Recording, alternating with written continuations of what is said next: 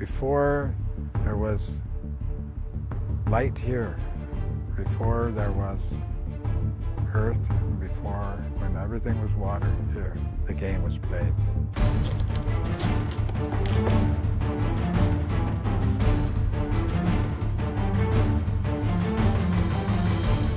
And so the wooden stick that we have is so important. You can't use a plastic stick in these medicine games. They put on a tournament, people would watch in the tens of thousands. Heavy betting went on.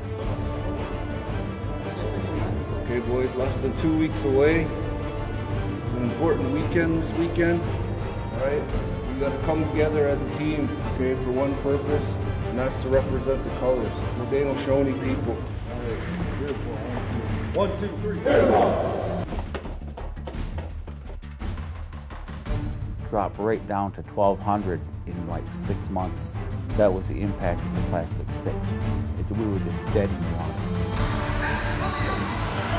Oh! This time Doyle scores for Canada! You can only imagine the pride in the heart that my parents have felt watching us grow up, watching us having successful careers. So the way we look at it, it's a lot more than a sport. It's a lot more than winning. It's who we are. The Ojibwe, the Wild.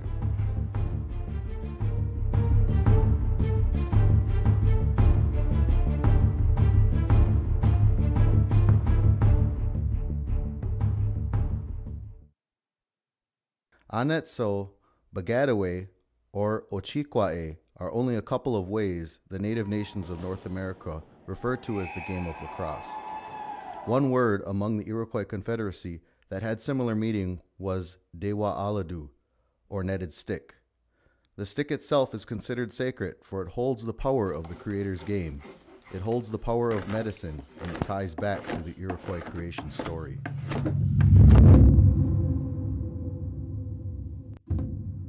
The Creator's grandmother was from the sky world, and there was a time when she was pregnant and had fallen through a dark hole left by the Tree of Life.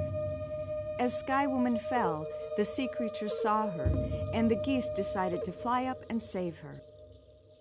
They put her on the great turtle's back. She asked about land. The sea creatures said there was no land. The earth was covered with water. Duck, otter, beaver, and many others tried to dive for soil, but it was the muskrat who was successful. Muskrat gave the dirt to Sky Woman. She rubbed it on the turtle's back, and all of a sudden the land began to grow. Sky Woman eventually had a child, and it grew into a beautiful woman. There was a time when this woman became pregnant by the western wind. She bore twins. The twins were spiritual beings, and they grew at a rapid pace.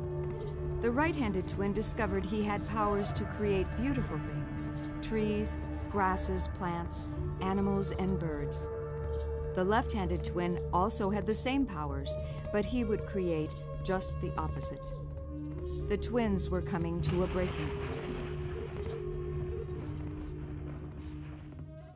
So it was our uncle that just wanted to fight, but our creator, being a creative individual and what have you, peaceful, he had pointed out, why don't we look at this, having the answer for this dispute through games, rather than just outright killing each other, something very barbaric. And so what happened was they agreed on the stick ball game, and they played. Again, they played for 6 days, and nobody won. The movement of the sun and the moon in relationship to the earth, which causes night and day, which sort of brings forward that thought that, you know, there is this kind of antagonism, antagonistic battle between light and dark. Quite often that you find in many, not only North American indigenous traditions, but, you know, really around the world, stories about night and day, or gods who represent night and day, you know, fighting for supremacy. Today, the battle for supremacy takes place on AstroTurf. These are the Iroquois Nationals, an all-native lacrosse team whose players are selected from the nations who make up an ancient confederacy linked by culture and geography. The Mohawks, Oneidas, Onondagas, Cayugas, Senecas and Tuscaroras stand as one. The Nationals compete internationally outdoors in field lacrosse and indoors in box lacrosse.